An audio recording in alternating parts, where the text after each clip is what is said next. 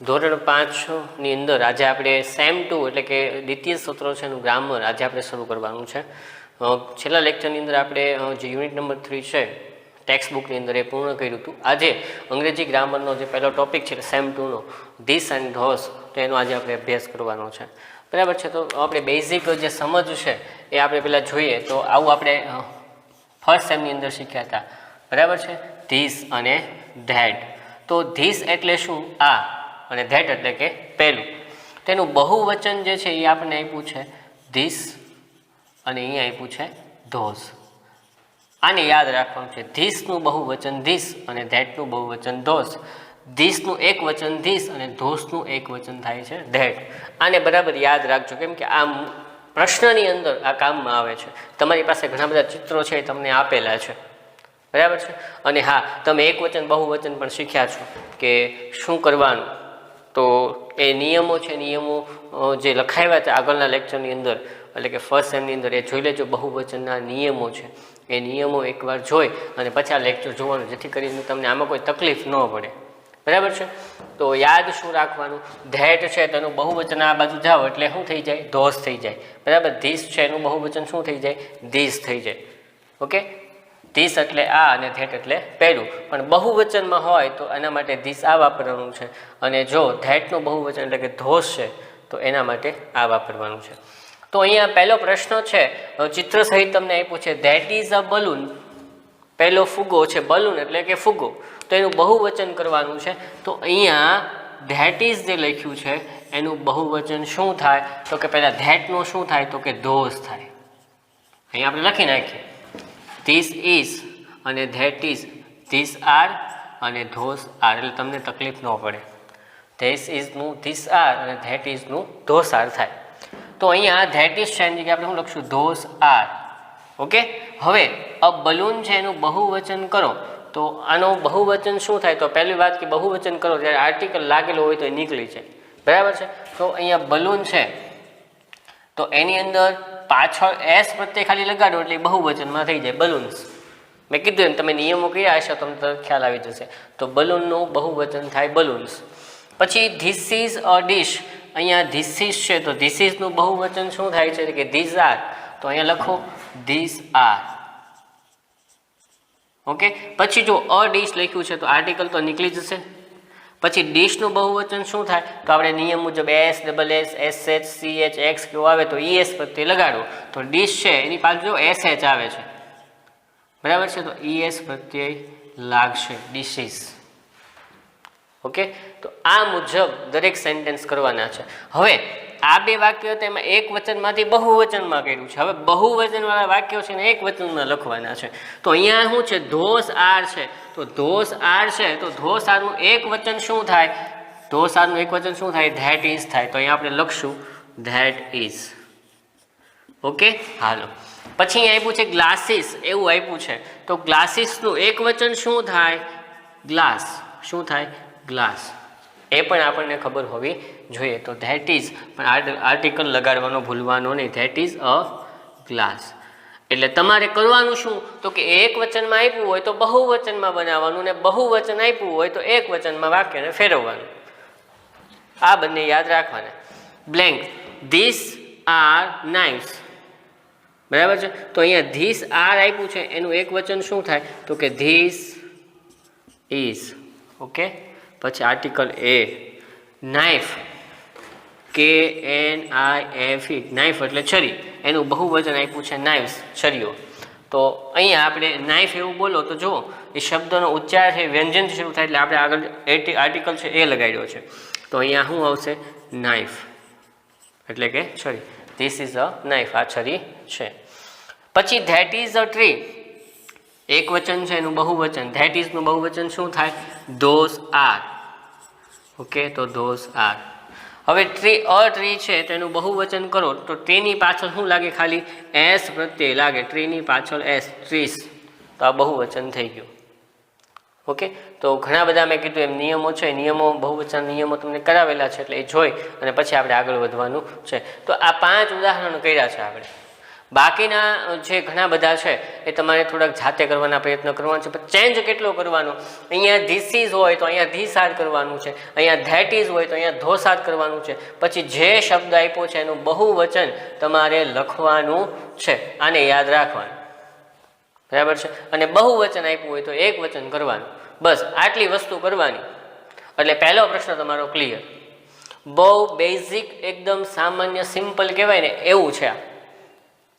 આ શીખીને આવ્યા છો, આ ફરી વાર રિપીટ થાય છે. આમ તો જ્યાં સુધી એવું જ થશે કે જ્યાં આગલા ધોરણમાં આવશે ને તો કંઈક ને કંઈક રિપીટ તો થતું જ હશે, બરાબર છે.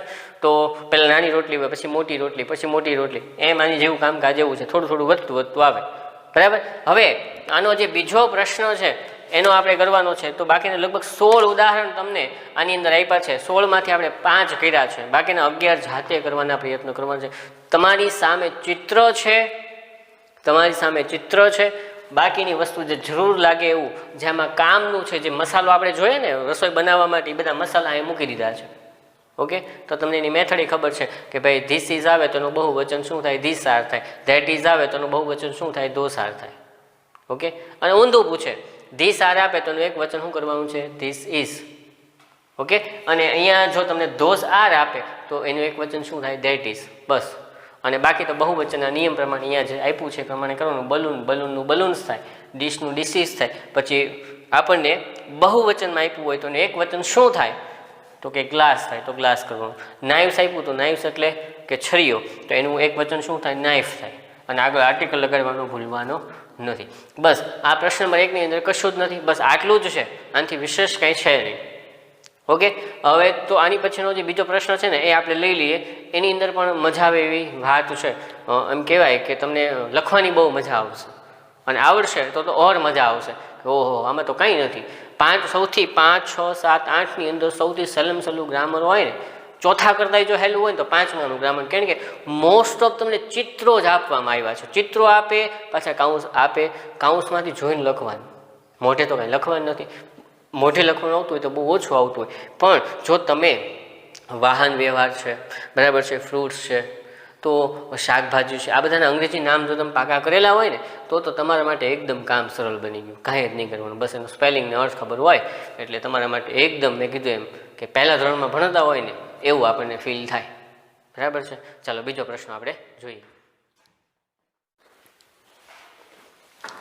ચલો વિદ્યાર્થી મિત્રો, આપણી સામે પ્રશ્ન નંબર 2 છે.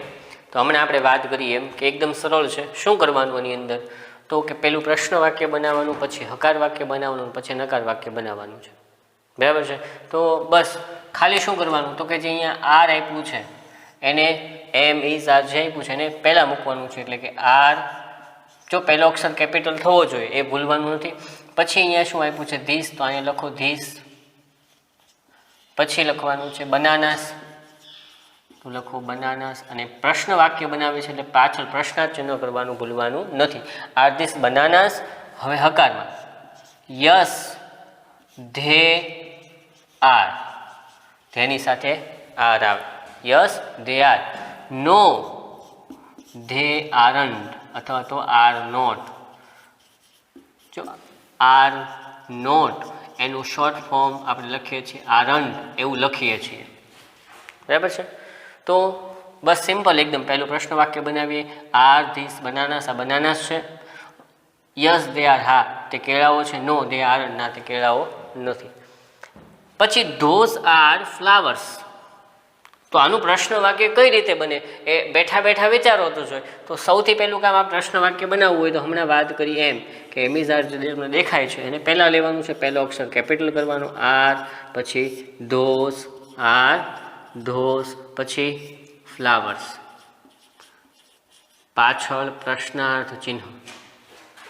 Okay, R those flowers. પહેલા ફૂલો છે, હા પહેલા ફૂલો છે. Yes they R. બધામાં જો આપણે ધેનો ઉપયોગ કરીએ છીએ, બહુવચન છે એટલા માટે. Yes they are. No they are અથવા તો આરન્ટ, અને શોર્ટમાં લખીએ છીએ આરન્ટ અથવા તો આર નોટ એવું આવે. તો એકદમ સિમ્પલ, બરાબર ને. હવે સમજાઈ ગયું છે. તો હવે ઝડપથી આપણે થોડુંક ચલાવીએ કે અહીંયા શું છે, ધીસ આર બુક્સ, આ બુક્સ છે તો આરને પહેલાં લ્યો, આર, પછી ધીસ, પછી બુક્સ, પાછળ પ્રશ્નાર્થ ચિહ્ન. તો આપણે શું કરશું? Yes they R. પછી નો દે આરન્ટ. શું કરવાનું છે? નો દે આરન્ટ, હકાર અને નકાર. સો સિમ્પલ એકદમ. ધોસ આર ફાર્મર્સ, પેલા ખેડૂતો છે તો પ્રશ્ન કરવાનો, આર ધોસ ફાર્મર્સ? પેલા ખેડૂતો છે? હા. Yes they are. પૂરું. No they aren't. ના ભાઈ, પેલા ખેડૂતો નથી તો નોથી પ્રશ્ન બનશે. This is an axe. હવે અહીંયા ધ્યાન આપજો, આ બધામાં બહુવચન હતું એટલે આપણે ધે મૂક્યું છે, પણ આની અંદર એવું નહીં થાય. તો પહેલા પ્રશ્ન બનાવીએ. ઇઝ છે તો એને પહેલા લખો ઇઝ, પછી this is this and x. X એટલે શું? કુહાડી. પાછળ પ્રશ્નાર્થ ચિહ્ન. જો ભાઈ આ કુહાડી છે? હા તે કુહાડી છે. તો અહીંયા આપણે વાત જ્યારે કોઠો સમજાવ્યો તો I, we, you, he, she, it, they વાળો, તો એની અંદર યાદ છે ને કે અહીંયા તો જો એક વચનમાં છે એક્સ, તો એના માટે કયું સર્વનામ વાપરવામાં આવે છે? તો કે ઈટ આવે છે. જો છોકરો હોય તો એના માટે શું હોય? હી હોય. છોકરી હોય તો શી હોય. નિર્જીવ પદાર્થ, વસ્તુ કે પછી પ્રાણી હોય તો ઈટ વાપરવામાં આવે છે. તો અહીંયા આપણે આનું સર્વનામ તરીકે શું લેશું? ઈટ લેશું. બરાબર છે. Is this an axe? Yes it is. આ કોષ્ટક આપણે કહ્યું હતું ને કે આઈ સાથે એમ આવે, વી સાથે આર આવે, યુ સાથે આર, યુ સાથે આર, ધે સાથે આર, અને હી, શી, ઇટ આવે તો એની સાથે ઇઝ મૂકવાનું. તો yes it is. No it isn't. ના તે કુહાડી નથી. This are toys. તો અહીંયા બહુવચન છે. ઓકે, આર ને પહેલા લ્યો. Are this toys. પાછળ ક્વેશ્ચન માર્ક કે આ રમકડાઓ છે? Yes they are. જો અહીંયા બહુવચન છે એટલે હું ધે લખું છું. Yes they are. No they aren't. છે ને એકદમ ઇઝી. બસ બે જ પ્રશ્નો. 10 માંથી 6 ઉદાહરણ છે આપણે કરી નાખ્યા. આગળમાં 5 ઉદાહરણ કર્યા. એકદમ સરળ સહેલું એવું આ ગ્રામર છે. બસ આવી રીતે પ્રશ્ન બનાવતા આપણે શીખવાનું છે. હકાર નકારમાં જવાબ કઈ રીતે દેવાય એ શીખવાનું છે કે ભાઈ વચ્ચે જે કોઈ નામ આવે છે તો એ નામ પ્રમાણે સર્વનામ આપણને મૂકતા આવડવું જોઈએ. આપણે સર્વનામની વાત કરી હતી કે નામની જગ્યાએ જે શબ્દનો ઉપયોગ કરવામાં આવે એને સર્વનામ કહેવાય. બરાબર છે. તો એ સર્વનામ એવી રીતે મૂકતું જવાનું. એવું એક ઉદાહરણ આપણે આમાં જોયું. બરાબર છે. તો બસ બાકીના વાક્યો છે આપણે જાતે કરવાના છે અને ખૂબ ઝાઝી પ્રેક્ટિસ કરવાની છે. અને મોસ્ટ ઓફ મેં કીધું એમ શું આવે છે તો કે પિક્ચર તમને આપેલું હોય, કાઉન્સ બી આપેલો હોય, બસ તમારે હા કે નામાં છે કે નહીં એનો જવાબ ખાલી તમારે લખવાનો છે. અને આ બધી વસ્તુ તમારે કોઈ અલગ ચોપડામાં લખવાની જરૂર નથી. તમારા ગ્રામર છે એ ગ્રામરની અંદર લખતું જવાનું અને જોતું પેન્સિલથી લખવાનું, જેથી કરીને કોઈ ભૂલ થઈ હોય તો આપણે સુધારો કરી શકીએ. બરાબર છે. તો અહીંયા જે આપણો સેમ 2નો જે પહેલો ટોપિક છે ધીસ અને ધોસ એ અહીંયા પૂર્ણ થાય છે. બસ આમાંથી જાજુ કંઈ છે નહીં. પછી જે છે ધેર ઇઝ અને ધેર આર. ધેર ઇઝ અને ધેર આર છે તો એનો પણ આપણે અભ્યાસ કરશું, પણ આવતા લેક્ચરની અંદર અભ્યાસ કરશું. કારણ કે એની અંદર પણ થોડુંક એકવચન બહુવચન છે, ખાલી જગ્યાઓ છે, વાક્યો છે બનાવવાના છે. પણ મેં કીધું એમ એકદમ સરળ. એક વચન હોય તો ધેર ઇઝનો ઉપયોગ કરવાનો છે, બહુવચન હોય તો ધેર આરનો ઉપયોગ કરવાનો છે. બરાબર છે. આ તમારે ગ્રામરમાં આવી ગયું ને તમે બધાએ સ્વાપોથી પણ પૂરી છે. સ્વાપોથીમાં પણ અલગથી ગ્રામરના ટોપિક આપેલા છે. બરાબર છે. આપણી પાસે બે વસ્તુ છે. એક તો સ્વાપોથી તો આપણે પૂરીએ જ છીએ, સ્વાપોથીની સાથે સાથે ઘણું બધું ગ્રામર પણ આવે છે અને એક આખી અલગથી એક ગ્રામરની બુક પણ આપણે બધાએ લીધેલી છે. તો એની અંદર પણ આ વસ્તુ આવી ગઈ છે. એટલે એક વચન હોય તો આપણે ધેર ઇઝથી વાક્યની શરૂઆત કરવાની અને જો બહુવચન હોય તો ધેર આરનો ઉપયોગ કરીને વાક્ય છે એ બનાવવાનું હોય છે. પછી એના જ આવી રીતે પ્રશ્ન વાક્ય આવશે અને હકાર નકાર છે એ બનાવવાના આવશે. પછી તમને જે સેન્ટેન્સ છે બનાવવાના કહેશે. ફોર એક્ઝામ્પલ એની અંદર આવી રીતે આપ્યું હોય છે કે બે અ બેટ. બરાબર છે. પછી અહીંયા તમને ડેશ કર્યો હોય, પછી તો કે ઓન ધ ટેબલ, આવું એક વાક્ય છે, આવું તમને આપેલું છે, આનું વાક્ય બનાવો એમ કહે છે કે ધેર ઇઝ અથવા તો ધેર આરનો ઉપયોગ કરી અને વાક્ય બનાવો. તો અહીંયા જુઓ તો બેટ છે એક વચન છે કે બહુવચન? તો કે એક વચન છે, તો આપણે ધેર ઇઝનો ઉપયોગ કરવાનો. There is a bat on the table. છે કંઈ જુઓ તો શું? તો કે બસ અહીંયા આગળ આપણે શું લગાડ્યું? There is લગાડ્યું. હવે કદાચ અહીંયા બેટ્સ હોત, બેટ્સ પછી ઓન ધ ટેબલ આવી રીતે હોય તો અહીંયા જુઓ તો શું આવ્યું? બેટ્સ બહુવચન આવ્યું. તો આપણે ધેર ઇઝનો નહીં ઉપયોગ કરીએ, કોનો કરશું? ધેર આરનો, કેમ કે બહુવચન છે. There are bats on the table. બસ વાક્ય પૂરું. તો ધેર ઇઝ અને ધેર એરનો ઉપયોગ આપણે નેક્સ્ટ લેક્ચરમાં શીખશું. આ તો ફોર એક્ઝામ્પલ અત્યારે તમને સહેજ માહિતી આપી છે કે આ મુજબ હોય છે. બરાબર, એકદમ સરળ અને મજા આવે એવું છે. બરાબર, પછી આગળ તમને આ વાક્ય આપ્યા છે અને પછી મેં કીધું એમ હકાર અને નકારમાં જે સેન્ટેન્સ આપણે બનાવવાના છે એની વાત કરી છે. ત્યાર પછી હેવ હેઝ છે. બરાબર છે, એની પણ આપણે ચર્ચા કરશું જેમ જેમ આપણે ભણતા જશું એવી રીતે. તો વિદ્યાર્થી મિત્રો બસ અહીંયા સુધી આપણે રાખીએ અને નેક્સ્ટ લેક્ચરની અંદર આપણે આની પછીનો ટોપિક જે છે ધેર ઇઝ અને ધેર આર વાળો એની વિશેષ માહિતી નેક્સ્ટ લેક્ચરની અંદર આપણે એનો અભ્યાસ છે એ કરવાનો છે.